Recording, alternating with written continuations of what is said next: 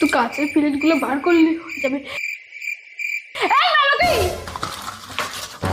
তোকে বলেছি আমার মেয়েটাকে দেখতে আসবো, ওর একটু গিয়ে ঘরে সাজা, আর তুই সেটা না করে আত্মীয়তা দেবো বলে মিষ্টিগুলো এনে রেখেছি ফ্রিজে, ওর থেকে খেয়ে নিচ্ছিস।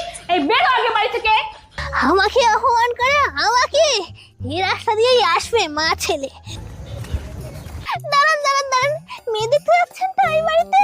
হ্যাঁ, কি হয়েছে? কি ব্যাপারটা কি? ওই বাড়িতে যাবেন না, মেয়েটা একদম ভালো না, কথা জনের সঙ্গে চক্কর টক্কর চলছে, বেকার সময় নষ্ট না করে বাড়ি যান। খোকা, আগে আগে বাড়ি চল।